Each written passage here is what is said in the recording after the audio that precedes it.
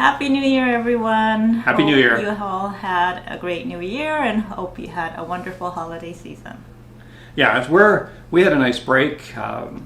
Weather's now is back. Winter's left us, hopefully for the rest of the season. And it's our usual 8 degrees, raining, kind of gloomy though. It's the weather that we're used to in the winter here. And we had a nice break over Christmas. We didn't do too much. The break itself was nice. I know some people at this time of year get really caught up with their pets and do all sorts of fun things. We didn't do that. We didn't have Finch all dressed up or anything along that line. And we don't usually put faces of our pets on our clothing or anything like that. or on card sets. But this year we can thank a couple of our friends, Mike and Jane, for those little reminders of how some people really get caught up with their pets. Pet crazy. Yeah. So this year we thought we'd change. If you've watched our channel before, at this time of year we usually do our sort of 5 top campgrounds for the year. And this year we thought we'd change it up a little. And in part because this year we didn't go to a lot of new campgrounds, a few, but a lot of them we went back to were some we'd been to before. And in some cases, there are ones we'd gone to before, but it only had a chance to spend a day or two. So this time we went back and in some cases spent several days there, which was really nice. So we got to explore and enjoy some of them a little bit more. So we thought we'd change it up a little this year and talk a little bit about kind of our 5 favorite campgrounds that we went to, but with a different focus. Yeah, so this time we thought we would, instead of ranking it from number 5 to number 1 and just doing a top 5, we thought we'd just pick 5 of our favorites and talk about the best features for each one, and then we'll let you know which one we like the best overall. So let's get started.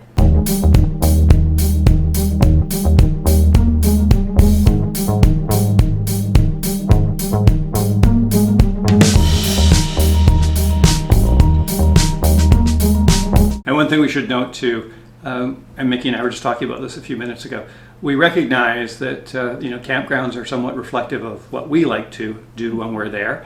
And also the weather. I mean, we've been in some places when the weather's been horrible and in other times when the weather's great. Yeah. And of course it really changes the whole experience. Mm-hmm. So we'll let you know what the categories we decided on were. The first one is best for biking and boating. The second is best for access to hiking trails. The third is best individual campsite, so we actually enjoyed the campsite the best. The fourth is best for off-season services. And finally, we picked one that we liked best overall. So I hope you enjoy. And I'm sure, what's the expression? Your mileage may vary. Mileage may vary. Okay, so best for biking and boating. We decided to go with Kekuli Bay Provincial Park. And Kekuli Bay is in the Okanagan between Kelowna and Vernon on Highway 97. The campground itself has beautiful terraced sites, and most of them we noted did have nice lake views. Yeah, the majority. And I should say, despite this being in the category of biking and boating, we did neither while we were there. We were only there for a short period, but it certainly looked like a great place to go biking. And for boating, we often really describe that more as paddling, though in this particular case, you could boat because there's a great boat launch as well. Yeah, you can take motorized boats, or you can, if you're like us and you like non-motorized boats, you could kayak or canoe. It's a beautiful lake. Yeah, and I think that the biggest attraction really there is just the access to the Okanagan Rail Trail, which is the biking trail. And I think you can go a long way. It's supposed to be 52 kilometers long, but unfortunately I think there's one section, maybe about 7 kilometers, which is between the border of Lake Country and Kelowna and the Kelowna International Airport that's actually closed. And I guess they have some plans to eventually finish it off, but there's not really any good access between those 2 points. So if you're at Kekuli Bay, then you're going to just be able to get down to the border to Kelowna from Lake Country. One other thing to note about the Okanagan Rail Trail is you are required to use non-motorized modes of transport. So you can walk, hike, bike. I think the exception is motorized wheelchairs and mobility aids, and also electric bikes. The other things to note about this campground, most of the sites looked very private and very nice, roomy, so that's great. There are some on, I guess on the right side when you come in, that's sort of on the hillside and it's wide open, so there aren't any trees. So not as private, but still you get beautiful views. And some grasslands around you. Yeah, because it's terraced, you know, the higher up you get, the views get even nicer. Some of the services that the campground has is it has flush or pit toilets and also a nice shower building. One thing I guess we will have to note about that campground, it is down the hill from the highway, and it's quite a busy highway because it goes from Kelowna to Vernon. So it can be a little bit noisy. The closer you are or higher up the hill you are, you will hear a lot more of the highway noise. Yeah, so we really liked it there. I mean, if the weather had been a little warmer, it would have been really probably an enjoyable stay for us. A close second in this category for us was probably Kettle Valley Provincial Park. Is also a great place to do some hiking, and you're right on the Kettle Valley Trail, which goes, I think, for hundreds of kilometers. So certainly another option if you're into biking. It's a very nice campground as well, Kettle River. But the reason why we didn't pick it is because it can get very busy there. Kekuli Bay might get busy too in the summertime at peak season. Okay, so the next campground is the best for access to hiking trails, is the Illecillewaet campground in Glacier National Park, Canada. Actually located just off of Highway 1 in Canada's Glacier National Park between Revelstoke and Golden in BC. It's a great campground.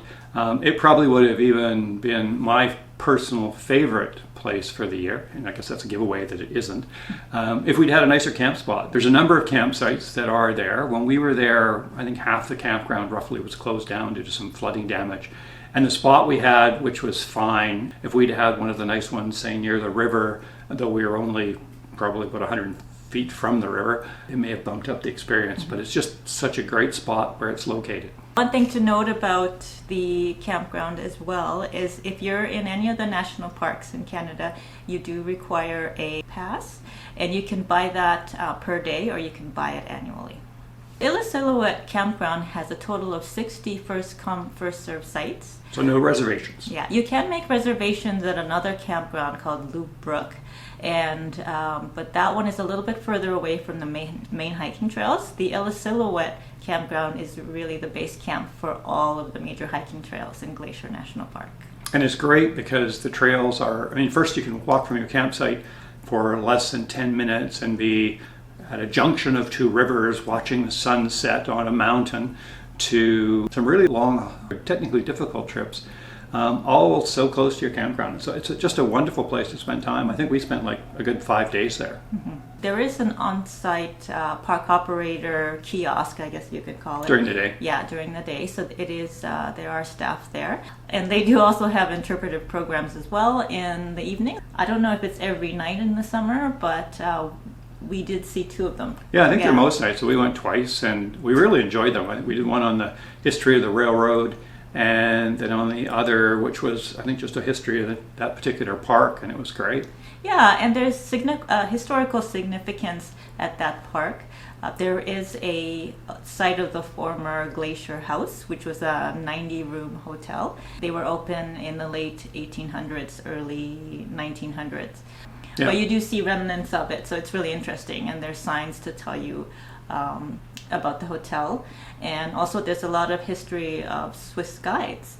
At one point, the railway actually went where the hotel was, and then eventually, because of some of the problems with snow avalanches and things along that line, they moved the railway back down into the valley, and that seemed to be the start of the when the hotel became less popular, and eventually, and it was just a challenge to keep open in the winter months, and so they eventually closed it. But yeah, we really enjoyed the sessions that the parks people did. They were energetic. They sometimes brought props you could put on and be part of the process. So we'd really recommend going there. Yeah, and the nice thing about being at Glacier National Park is it's very close to the Rogers Pass Discovery Center, and it's kind of like a museum almost. It has a lot of historical artifacts there. They talk about the history of the area, and it's really interesting, so it's definitely worth a stop. So in terms of services at this particular park, they're limited. There are washrooms that do have flush toilets and hot water, no shower buildings. Some of the campsites are small and a little bit awkward to get in. I think the limit that they have on the signage to camp there is about 25 feet for an RV. Even in our van, there was a couple that would be difficult to pull in and park.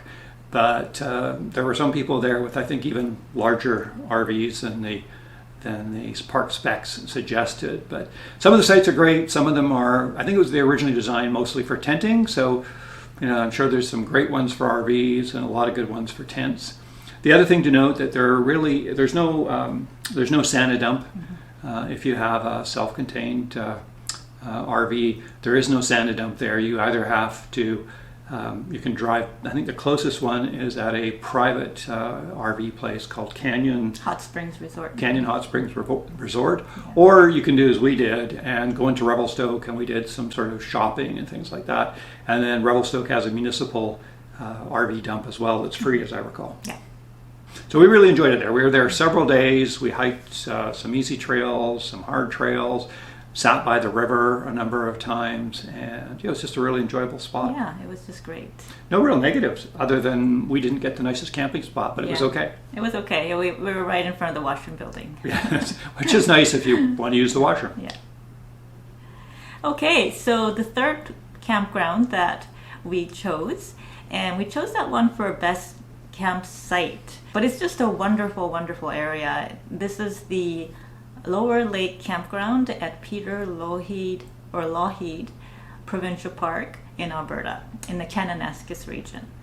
And the Kananaskis region is actually located not too far from Canmore, and it's a beautiful, incredible area. It's a huge region, and they have a multitude of parks that you can choose from, provincial parks. And the scenery basically rivals Banff and Jasper. It's famous among Canadians, but I'm not sure if internationally. It's as widely known. Yeah. I actually think it used to be part of Banff National Park at one time, and then it was pieced out into the provincial park.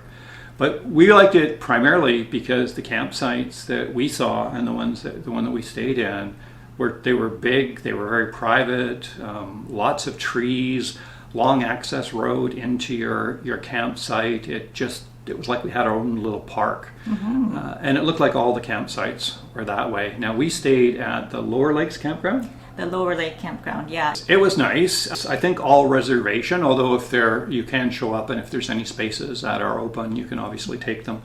The only negative thing I think about that particular campground for us was that if you wanted to go to the water, it was probably about a kilometer walk from the campsite and it would be closer depending on the site that you had. We were kind of at one end of I guess we were at the far end. Yeah, we were in Loop A, and I think there's Loop A, B, C, and I think Loop B was the closest to the lake. Yeah, which would be much closer, probably like a 5 or 10 minute walk at the most. Yeah. So. Or maybe just a 2-minute walk, so quite close. And they don't actually have like a beachy area there on that side of the lake. According to the park operator, it's a wildlife corridor, so I don't think they encourage a lot of people to kind of wander out there unless they're prepared. So they did tell us when we were heading out there that you have to have bear spray with you. Yeah, it actually makes note of that. And I went paddling there a couple of times, just me and a couple grizzlies, and it was it was good. It was nice.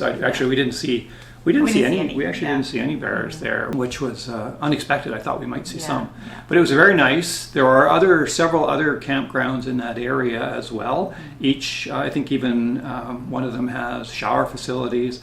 The other that looked very appealing to us was the Interlakes Campground. Yes, and it's right across the lake. I paddled in front of it, and what was really nice there is the Interlakes is that the majority of campsites are either right on the lakefront or you're just across the road from it, so you get nice views of the mountains in the morning. You have access to the water, and I think there's several hiking trails that lead from there as well. And we probably would have gone there. It's just we were worried that we might not be able to get a reservation because it was still a busy time, and that particular Interlakes is all first come first serve.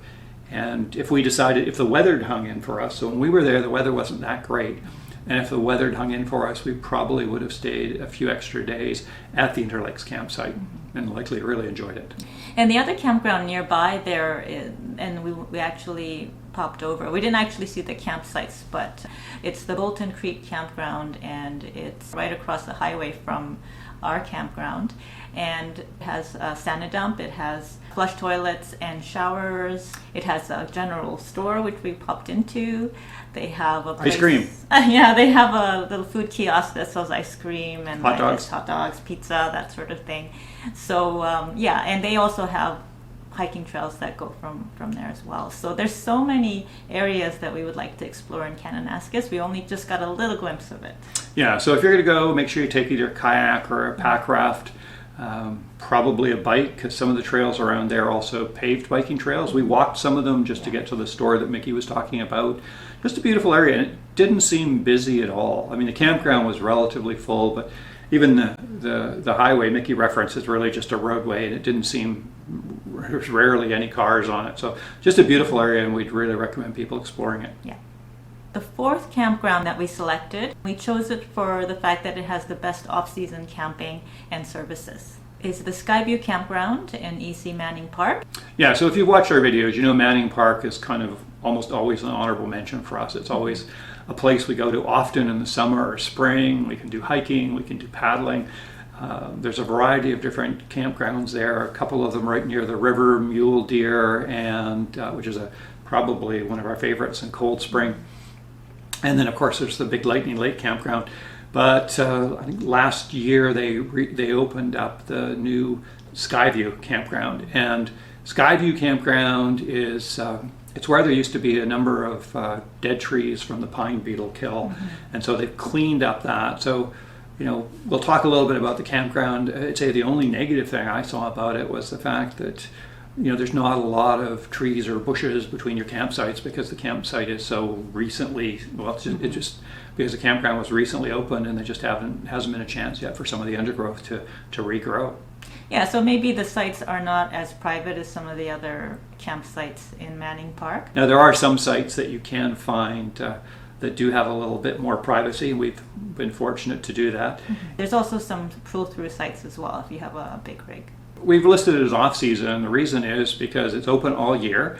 All the sites are fully serviced. They have water, sewer, and power, which is great, particularly as for those of you that go out in the colder months. It's nice just to have an electric heater plugged in rather than run your furnace. Great washroom building, showers. The main washroom building is open all year round, but they also have other washrooms, which are actually flush toilets. Throughout the campground, which is great. Dishwashing facilities. Yeah, if you're tenting. So we've enjoyed our stay. We've stayed there, I guess, a couple of times. And the other thing to note that if you do go in the summer, there's a much bigger selection of sites than there is in the off-season. I think we guessed roughly 1/3 of the sites, it could be more, are closed during the off-season simply because they don't have winterized water pipes. So they would freeze up if they left the water in them, so they close that section during the winter months. Actually, I think it becomes part of or very close to part of the cross-country ski trails. So if you are there, it's a short 10-minute walk probably to the Lightning Lakes area.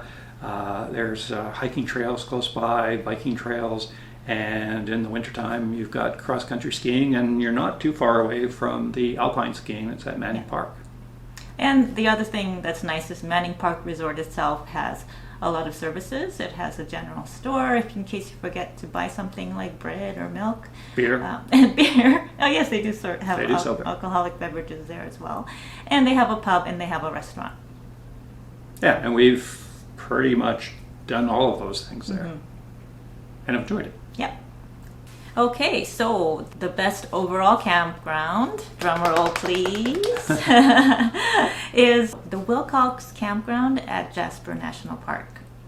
Located just sort of north of the boundary between Banff and Jasper National Parks. It's right across from the Columbia Ice Fields, and it's an all first come first serve campground. Which we tend to prefer because we never quite know often where we're going to be, though we will make reservations in some of the busy parks.